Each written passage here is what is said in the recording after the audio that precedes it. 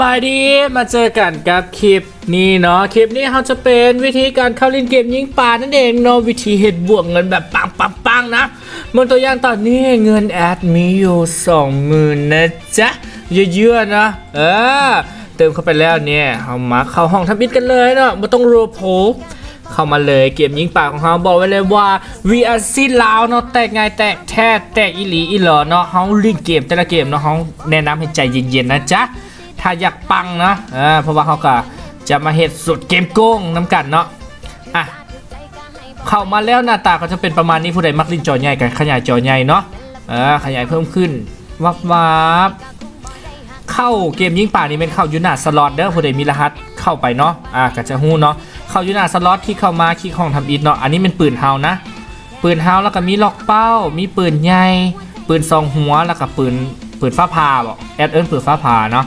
แต่ส่วนใหญ่ที่ว่าจะแตกได้เงินหลายๆแอดมักลินปืน2หัวนะแล้วก็ปรับเงินไปสามารถปรับขึ้นไปได้เนาะอยู่ที่1 บาท2 บาทแล้วแต่เขาเลยแล้วก็วิธีเลือกยิงอยากให้มันบวกเนาะนี่เฮือนี่ที่แอดกำลังยิงอยู่เป็นเฮือขนเงินเนาะทุกคนสังเกตได้เลยว่าเวลาเขายิงเนาะมันจะมีป่าตัวน้อยๆมาขวางลูกปืนเขาเพื่อบ่ให้ยิงบอสมันหรือว่ายิงถังเงินให้แตกเนาะแต่ตอนนี้เขาก็บอสแกสิแตกแล้วเขามายิงสวยกับเจ้าเขายิงสวยกันได้เนาะลูกปืนไผ่ทื่อเขาจะได้เงินเส้นเดียวกันเนาะเฮ้ยแตกเว้ยVRC แนะนำวิธียิงให้แตกง่ายๆเนาะและเกมยิงป่าเวอร์ชันนี้แตกง่ายเนาะจาก 20,000 ตอนนี้บวกขึ้นมา100แล้วนะบวกขึ้นมา100แล้วนะลูกปืนลูกละบาทเขายิงขึ้นมาเหลือ100แล้วนะในเฮือเงินมาอีกแล้วนะสิพายิง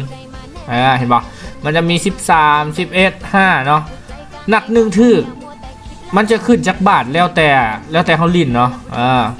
แล้วแต่โซกน้ำแต่ว่าแนะนำให้ใจเย็นๆเนาะสังเกตเบิ่งว่าเวลาเขายิงป่าตัวน้อยๆมันจะแล่นมาขวางเขาเฮ็ดให้ปืนเขาบ่ถึกถังเงินถังทองแต่ว่าป่าตัวน้อยก็ได้เงินเส้นเดียวกันเนาะตัวนี้แล้วแต่ทุกคนมักเล่นเนาะผู้ใดที่ว่ามักเล่นเกมยิงป่าแตกแล้วก็รวยตุ้มๆแบบนี้เนาะเบิ่งยอดเงินบวกขึ้นเลยผู้ใดมักเกมยิงป่าฝากไว้กันแล้วกันเนาะกับ VRC ลาวแอดมาหาพวกเราได้เด้อหรือว่าถ้ามีรหัสแล้วขอให้ทานโชคดีก็แล้วกัน